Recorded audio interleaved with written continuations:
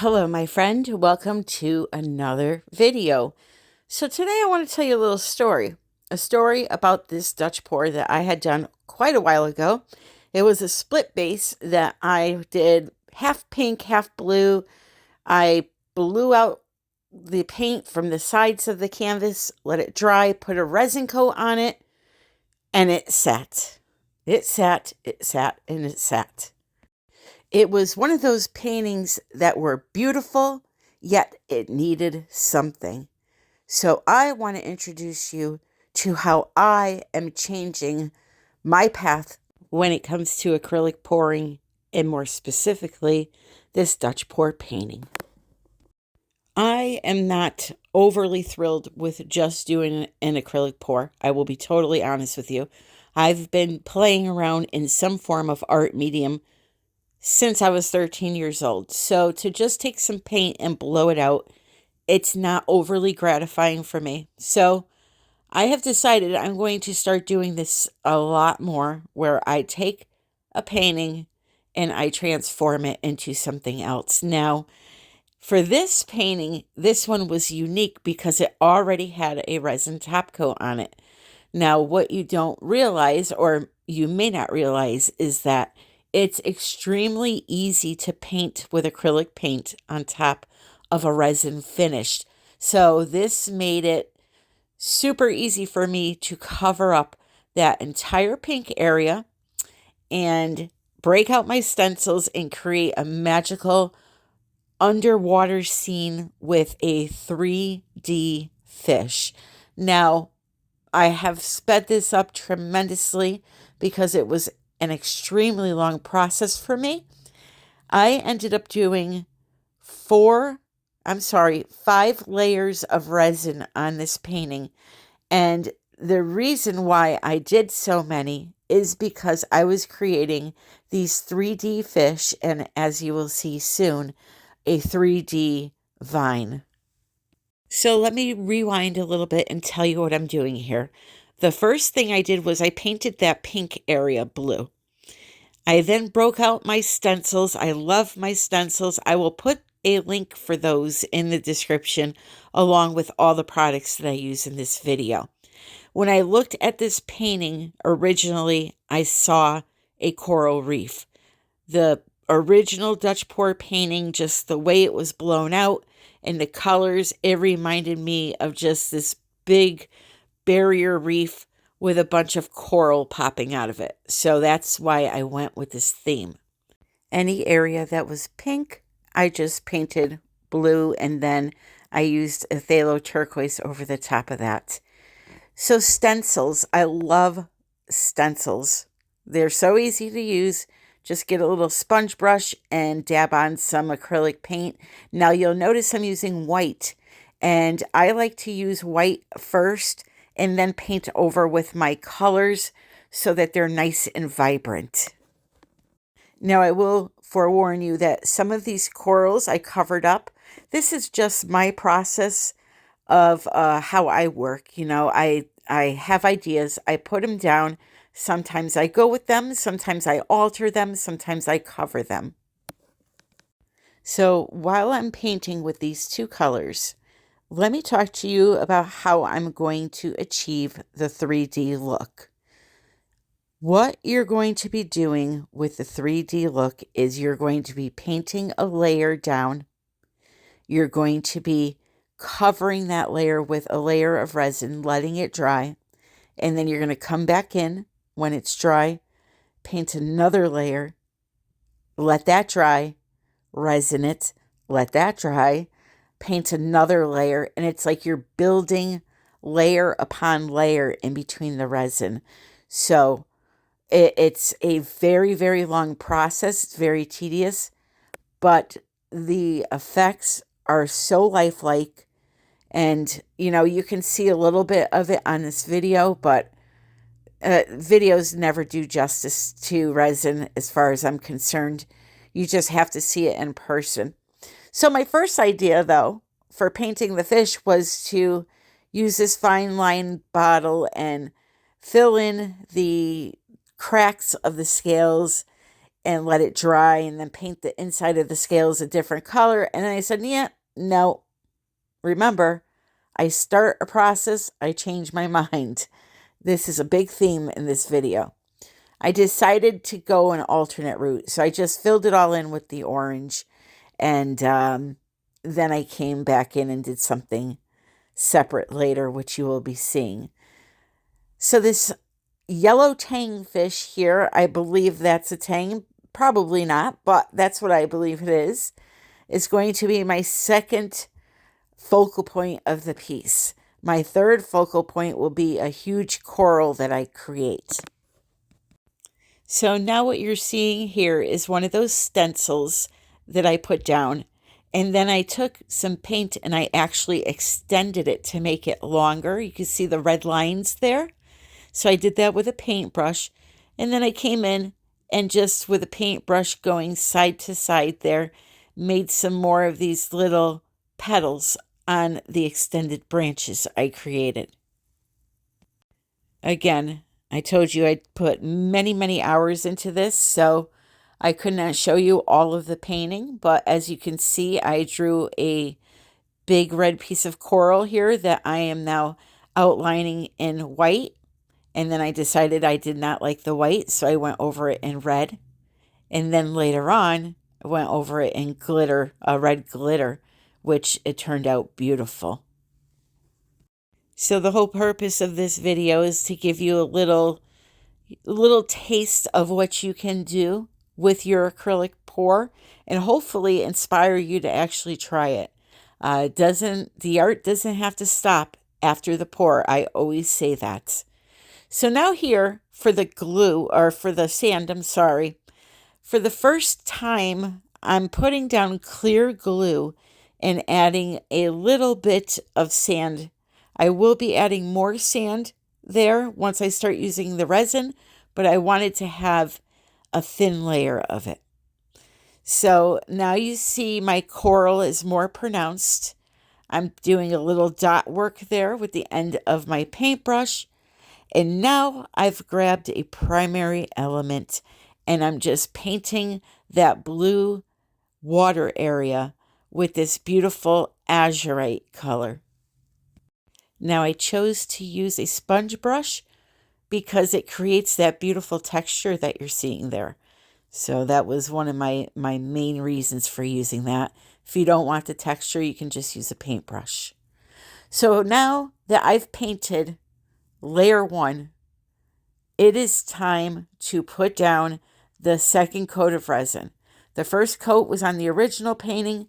Now this is the second coat, but the first coat that's going over my artwork that I just painted. You're going to put that on, let it dry, and then we're going to come back 24 hours later and to go on to stage 2. Stage 2 is a lot of the same as stage 1, okay? What you're going to be doing is you're going to be working on the things that you want to seem lifelike. For example, the fin on the fish, or the fins on the fish. You want those to look like there's multiple hairs, okay? So you're going to add a few more lines into the areas that you already had painted. You're going to put the stencil back over the fish and lightly tap on a lighter color orange. So you're going to see the difference between the two oranges, and you're going to see this magical effect right here. It's going to look like it's 3D scales. So now look at this. Because I painted the fish orange originally and then put that layer of resin down and then stenciled on top the lighter orange for the scales, you can see that beautiful 3D effect. And that's the purpose of this video. I do that 3 or 4 times with a layer of resin in between. And now I'm going to show you how I made each of these images that you're seeing, like the little flower and the fins on the fish. I just used a paintbrush put in some lines, just like that. I made the flower by stamping on little round circles of color and glitter glue. Now you see I already have some petals down, some of that vine on the first layer. I did that. And the starfish I painted and added a little bit of the micro beads to it. Here's how I did the leaves. I put a stencil down, stenciled in this beautiful bright magenta, fluorescent magenta color. Let it dry, helped it dry a little bit with the heater there.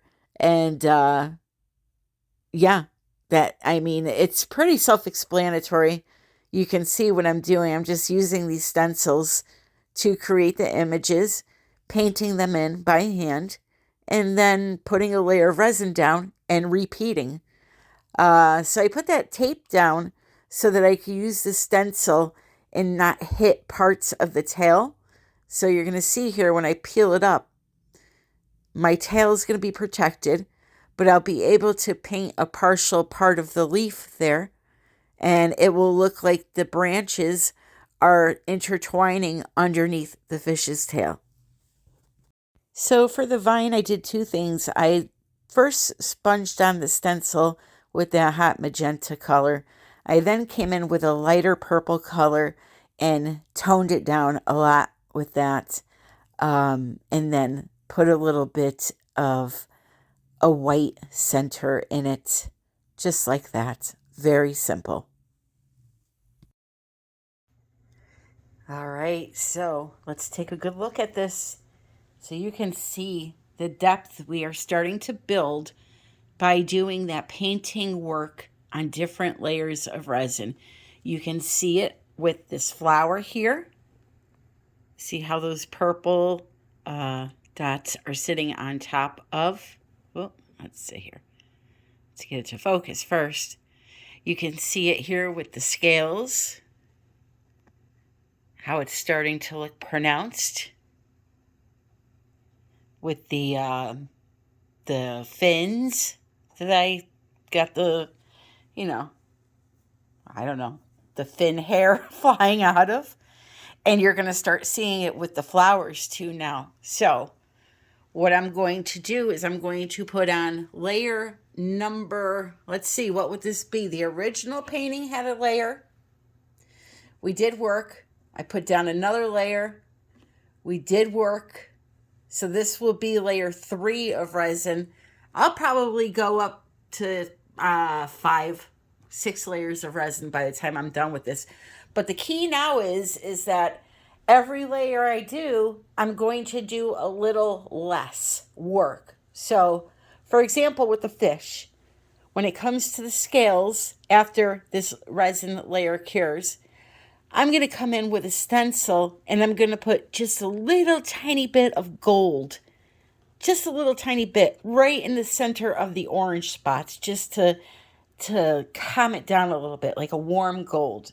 And when it comes to the vine, I'm going to add a few more branches coming off, not a whole another layer of the vine like I did just now. So that's the key to getting this to look like it's a lifelike picture. Same with this fish over here. I'll come in after this layer of resin dries that I'm about to put down, and I'll do just a few strokes of the hairs. I don't know if there's a proper term for that, but we'll call them fish hairs, same over here. So just a little bit extra. And then you can let it dry and then do a little less on the next coat. You can keep going and going until you're happy, but I'm going to put the coat of resin down now, let it cure, and then when I get back, we'll go on to the next stage. So yeah, I know it's a fish fin, but there's got to be a technical term or a scientific term for fancy fish that have those long, flowy looking fins, the fine hairs that flow off of them. I'll have to look it up and research it. But anyway, I put down the layer of resin. 24 hours later, here I am with some deep gold, and I'm just lightly tapping it down the center of the fish. I want it to have a little, tone down that orange a little bit. And again, it's going to add to the depth because we have that layer of resin in between from our last painting. So now I'm just using the paintbrush, and as I said, a few strands of that thin hair. And the good thing about resin is if you paint acrylic paint on it and you don't like something, you can wipe it right off until it dries. You know, then when it dries, then it's a lot harder to get off. But if it's still wet, you could just wipe it away and start over. So that's a plus. So I'll add just a few more branches onto my main vine, let it dry, and move on to the next step. Alrighty, last step. This is just absolutely gorgeous. I wish you could see in person what these scales really look like. Like, this camera is just not doing them justice. And this flower and the vines and just all of it. Everything is so lifelike. Look at the side fin on this fish.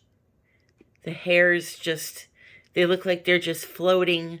Well, they are floating through the clear resin. In my opinion, it's a technique like no other. Like, you can't get depth like this using just acrylic paint. When you separate it with layers of resin, it's a whole new ball game. Same goes for this vine I created. I have areas where it's on top of each other, and you can see the leaf underneath, and then like the fish there, that leaf is floating on top of it. Again, the video is doing zero justice for this piece, as always. You'll just have to take my word for it. So now the last thing is this bottom area. I have to add some more sand. I have to add a little sand around this area. I'm thinking about using a few pieces of these New Zealand abalone shell pieces that I got from artisttilldeath.com. They are so beautiful. Here, I'll show you them on my resin mat. See those patterns? They come in different shapes and sizes. In the bag, you know, you get an assortment of them. And I really, really want to use them badly. So I'm just playing around with the placement here a little bit. But what I'm going to do is I'm just going to put down a clear coat of resin. And then down here I'm going to sprinkle some sand in. Let it cure. And then I'm going to show you the final results. So again, I know that, you know, this probably felt a little rushed, but it's a very long process and on a 15 by 30 canvas. So there was a lot of work here. I couldn't possibly show all, but my point was to inspire. Hopefully I did. And now, after I sprinkle my sand on and let it cure for 24 hours, I have an outside view for you that I think you're going to like. All right, let's see if this works better. I got you outside. It's all done.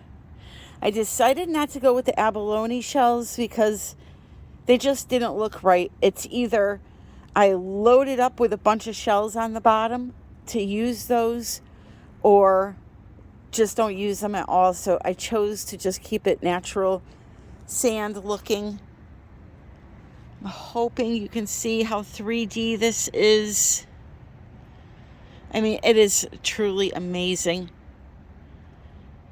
And I hope it gave you some inspiration to kind of take your Dutch pours and go in a different direction with them.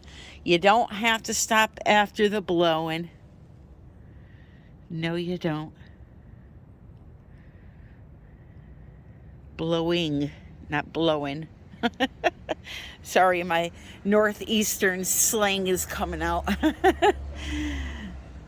There you have it, my friends. Look at those fins. So lifelike. Just really, really amazing. So, if you enjoyed the video, please remember to click like. Don't forget to subscribe if you are not already. Be sure to check out the description box. And again, I, along with Canela Sirocco, will be in North Carolina in 6 short weeks. So if you're interested in learning acrylic pouring and resin, look for the email below in the description of this video. Hey, it's not easy remembering all this stuff, you know? Every video after video, remembering all this stuff to mention. And I forget so much anyways. Maybe now you're seeing the scales. It's so cool. So, my friends, this painting is available. It's a 15 by 30 gallery. Has a whole bunch of resin and will still get one more top coat before it goes to its new owner. So I think I got about, I'd say $300 worth of resin on this sucker. And it is available. A lot of time went into this. I'd say overall, even though this was a time-lapse video, I put about 26 hours, I think, the last I checked. So lots of work. But anyways, I love you all. And until the next time, happy pouring. I decided to give you one last look in the house with the lights off so you can see a little bit of the sparkle that's in there. I had added in some little dark purple leaves that have some stickles, glitter, glue running through them. There's some beautiful red glitter glue around that coral. I don't know if it's showing up. There's some drops of it in this flower I made. There's all kinds of glitter all over the place. Plus, you know, depending on who purchases this, I'm going to ask them if they want me to add a little tiny bit into the last top coat of resin, because I love sparkle, but I like to ask the owners if they want that. So, and even the yellow fish up there has some beautiful sparkle in it. Okay, now I'm leaving. I will talk to you on Sunday, 3:30 p.m. Eastern Standard Time.